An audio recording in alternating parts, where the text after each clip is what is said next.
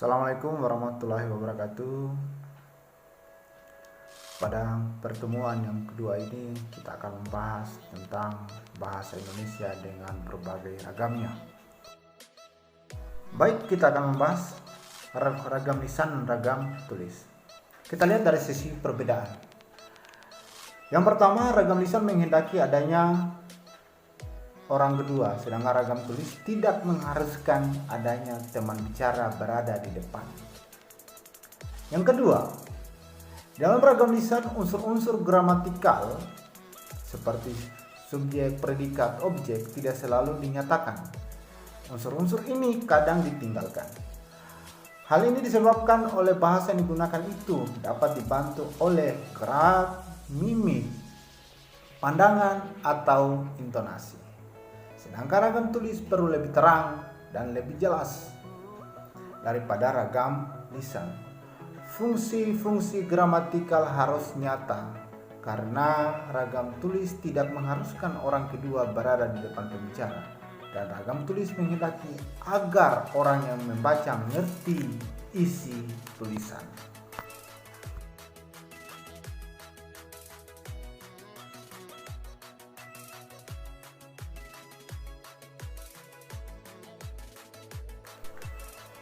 Lanjut, yang ketiga, ragam lisan sangat terikat pada kondisi, situasi, ruang, dan waktu, sedangkan ragam tulis tidak terikat oleh situasi, ruang, dan waktu.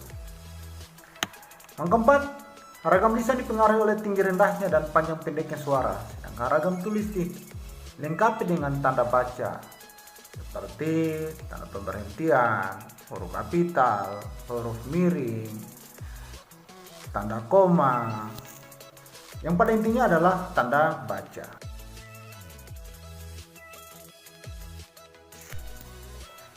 Mari kita lihat contoh ragam lisan dan ragam tulis pada penggunaan bentuk kata. Contoh yang pertama, untuk ragam lisan, kendaraan yang ditumpanginya nabrak pohon mahoni. Sedangkan pada ragam tulis, kendaraan yang ditumpanginya menabrak pohon mahoni. Contoh yang kedua, untuk ragam lisan, bila tak sanggup tak perlu lanjutkan pekerjaan ini. Sedangkan pada ragam tulis, apabila tidak sanggup, engkau tidak perlu melanjutkan pekerjaan itu.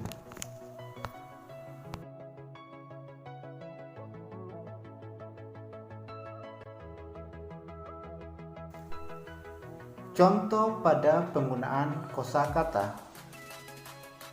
Ragam lisan. 1. Saya sudah kasih tahu mereka tentang hal itu. Ragam tulis. Saya sudah memberitahu mereka tentang hal itu. 2. Ragam lisan. Mereka lagi bikin dena buat pameran ntar. Ragam tulis. Mereka sedang membuat dena untuk pameran nanti. 3. Ragam lisan. Pekerjaan itu agak macet disebabkan karena keterlambatan dana yang diterimanya. Ragam tulis. Pekerjaan itu agak macet disebabkan oleh keterlambatan dana yang diterimanya.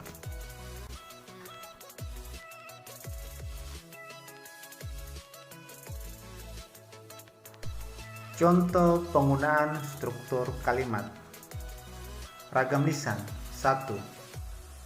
Rencana ini saya sudah sampaikan kepada direktur. Ragam tulis. 1. Rencana ini sudah saya sampaikan kepada direktur. Ragam lisan. 2. Dalam asa terampil ini dihadiri juga oleh Gubernur Sulawesi Tenggara. Ragam tulis. 2. Asa terampil ini dihadiri juga oleh Gubernur Sulawesi Tenggara. Ragam lisan. 3. Karena terlalu banyak saran berbeda-beda sehingga ia makin bingung untuk menyelesaikan pekerjaan itu. Ragam tulis 3. Karena terlalu banyak saran yang berbeda-beda, ia makin bingung untuk menyelesaikan pekerjaan itu.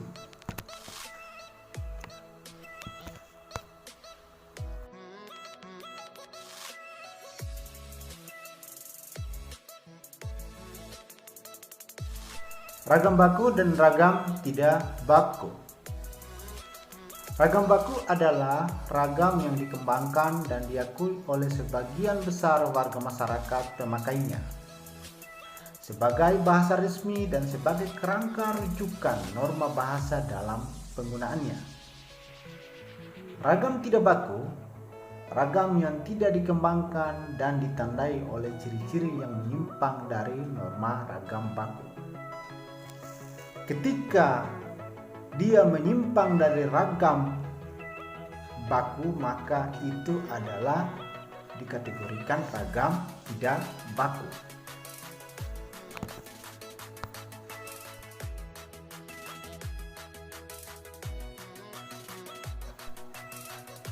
Ragam baku mempunyai sifat-sifat sebagai berikut. Yang pertama, kemantapan dinamis. Mantap artinya sesuai dengan kaidah bahasa. Kalau kata rasa dibubuhi awalan P, akan terbentuk kata perasa. Kalau kata raba dibubuhi awalan P, akan terbentuk kata peraba. Oleh karena itu, menurut kemantapan bahasa, kata rajin dibubuhi awalan P akan menjadi perajin, bukan pengrajin. Kalau kita berpegang pada sifat mantap, kata pengrajin tidak dapat diterima. Dinamis artinya tidak statis dan tidak kaku. Bahasa baku tidak menghendaki adanya bentuk mati. Kata langganan mempunyai makna ganda, yakni orang yang berlangganan dan toko tempat berlangganan. Dalam hal ini, tokonya disebut langganan dan orang yang berlangganan disebut pelanggan.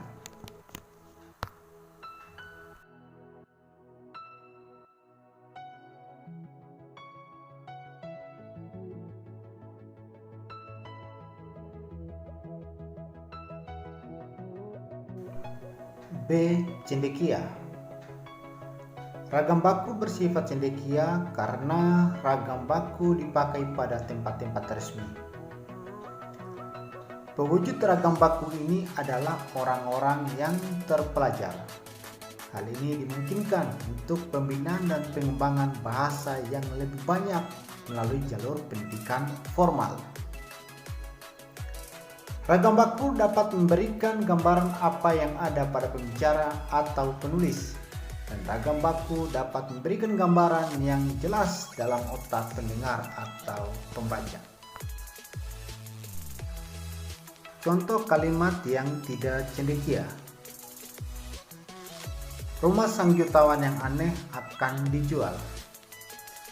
Frase rumah sang jutawan yang aneh mengandung konsep ganda, yakni rumahnya yang aneh atau sang jutawannya yang aneh.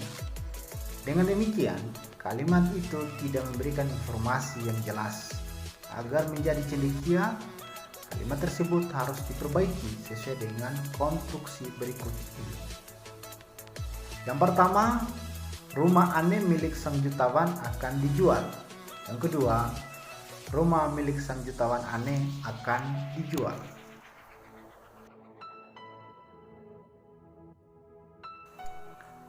Seragam.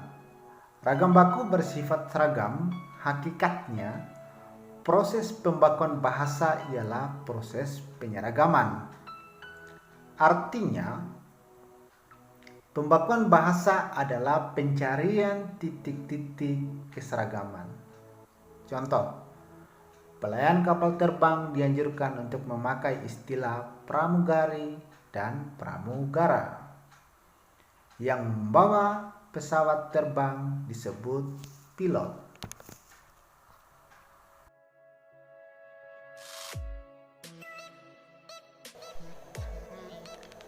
ragam baku tulis dan ragam baku lisan.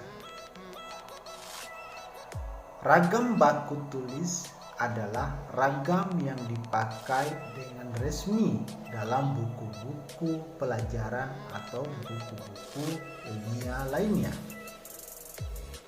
Ukuran dan nilai ragam baku lisan bergantung pada besar atau kecilnya ragam daerah yang terdengar dalam ucapan. Seseorang dikatakan berbahasa lisan yang baku kalau dalam pembicaraannya tidak terlalu menonjol pengaruh logat atau dialek di daerahnya.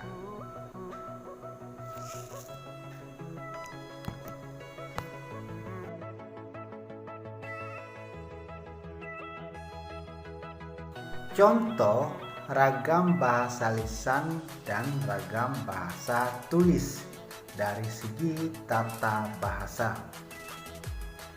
Ragam bahasa lisan: A. Nia sedang baca surat kabar. Ragam bahasa tulis: A. Nia sedang membaca surat kabar. Ragam bahasa lisan: B. Ari mau nulis surat. Ragam bahasa tulis: B. Ari mau menulis surat. Ragam bahasa lisan: C. Tapi kau tak boleh nolak lamaran itu. Ragam bahasa tulis: C. Namun engkau tidak boleh menolak lamaran itu.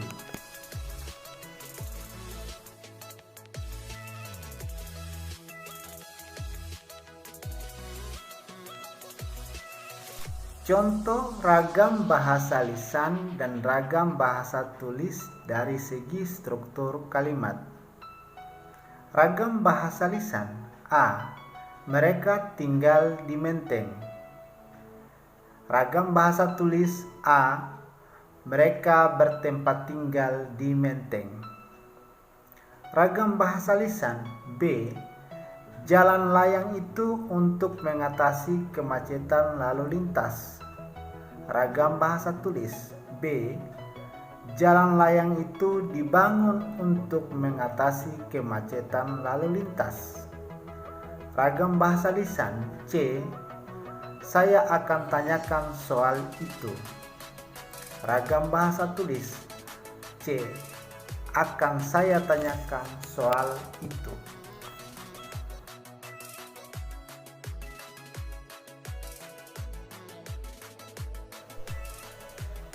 Contoh ragam bahasa lisan dan ragam bahasa tulis dari segi kosakata. Ragam bahasa lisan: A. Aryani bilang kita harus belajar. Ragam bahasa tulis: Aryani mengatakan bahwa kita harus belajar. Ragam bahasa lisan: B.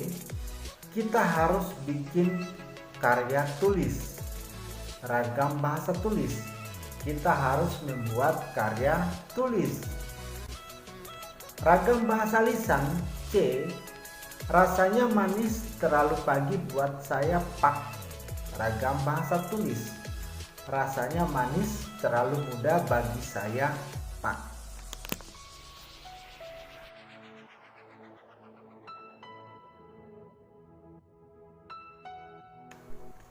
Ragam sosial dan ragam fungsional. 1. Ragam sosial. Ragam bahasa yang sebagian norma dan kaidahnya didasarkan atas kesepakatan bersama dalam lingkungan sosial yang lebih kecil dalam masyarakat. Ragam bahasa yang digunakan dalam keluarga atau persahabatan dua orang yang akrab dapat merupakan ragam sosial tersendiri. Ragam fungsional. Ragam fungsional yang kadang-kadang juga disebut ragam profesional adalah ragam bahasa yang dikaitkan dengan profesi, lembaga, lingkungan kerja, atau kegiatan tertentu lainnya. Ragam fungsional juga dikaitkan dengan keresmian penggunaannya. Dalam kenyataannya, ragam fungsional menjelma sebagai bahasa negara dan bahasa teknis keprofesian seperti bahasa dalam lingkungan keilmuan, teknologi, kedokteran, dan keagamaan.